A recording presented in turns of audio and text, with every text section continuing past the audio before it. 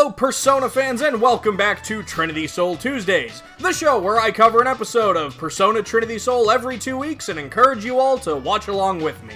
When we last left off, Megami did some stuff involving oranges and her mom. But on today's episode, Jun is headed out when he hears a woman's voice reading a whale's feather. He goes to check it out only to find... Ayane. 今思ったでしょ? 私の名前を知りたいって. Oh, thank God, I was running out of nicknames for you. Uh-oh. I know that look. At the dorms, Shin and the girls are also coincidentally talking about A Whale's Feather, the last picture book that the brothers' parents made together. It turns out Megami was a big fan of that book when she was younger, and she tries to explain the plot to Konoro, but apparently missed the point of it entirely. That's okay though, because apparently no one gets this book. Konoro's never read it though, so Shin asks Jun if he can borrow his copy of it and... 持ってない。ないんだ。 Jun's a jerk now. Wonder what happened. Back at the Maribito super secret, not evil underground lair. I mean, I actually have no idea if it's underground, I just always assumed it was. Things really aren't looking great for them either. It turns out most of the pills from their deal were fake, they can't get in touch with anybody from the company, their bank account has been frozen, and their boss is comatose. We also find out that apparently Kujo died a while ago and basically gave his persona complete control of his body, so that's both kinda cool and kinda gross.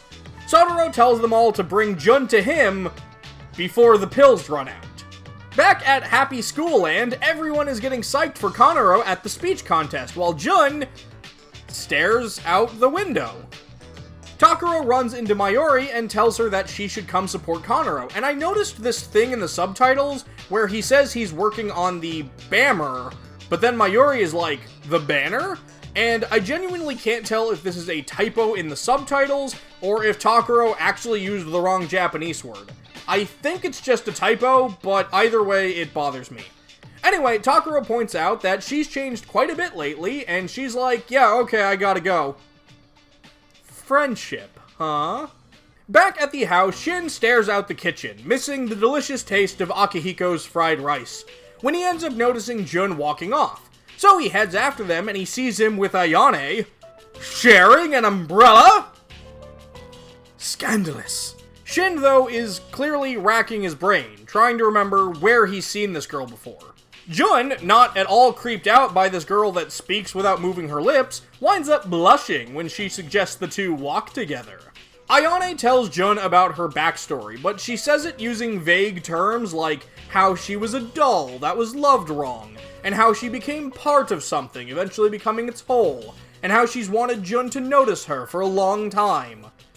Jun tells her that while he loves his brother and Yuki, all he really wants is to be alone. The two confide in each other, with Ayane saying that thanks to Jun, she'll no longer be alone. And Jun tells her that with her, he'll finally be alone, which sounds to me like a contradiction.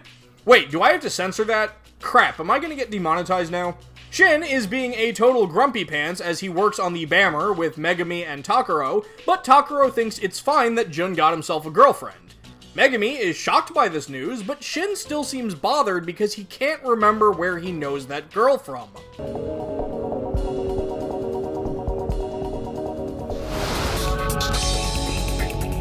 Oh right, her! Inui tells Shin that Jun just left for his date, so Shin sprints after them. Jun and Ayane are all set to have a nice romantic date at the Ferris wheel. Well, not if Shin has anything to say about it. When Jun goes off to get them some soy decaf hazelnut lattes, Ayane notices that Shin is following them, and she just, wow, basically sends him on a pretty fucked up Mysterio-esque series of nightmares and visions. I mean, this is seriously some, like, Batman Scarecrow psychological torture she's sending Shin through.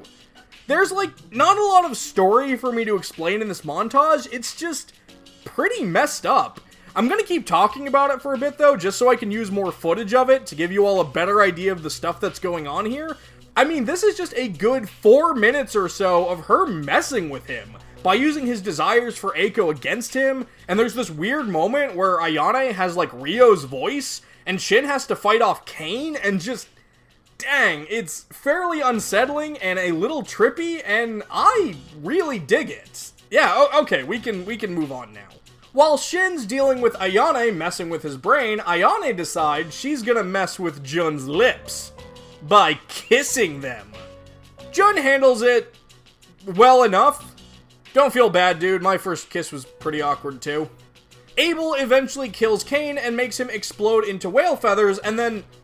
Oh, right, there's like a whole thing with Konoro and her speech contest. Mayuri showed up to be supportive, but Konoro is clearly a bit bummed out that Shin isn't there right now.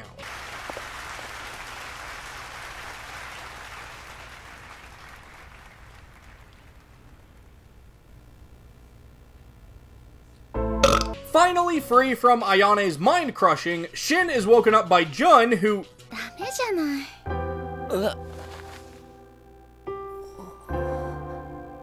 風邪ひいちゃうよ Yuki? And that is where this episode ends. This episode was a visual treat. I loved watching every second of this episode, because I never knew what was going to happen next. Everything from the rainy date between Jun and Ayane to that Requiem for a Dream stuff Shin had to go through. Actual story-wise, it felt a little slow in places, but it created a sense of atmosphere that a lot of the other slower episodes failed to capture, and I really liked it. Those of you that are watching along at home, what did you think of this episode? Let me know in the comments below, and I'll see you all again in 2 weeks, but for now, so long.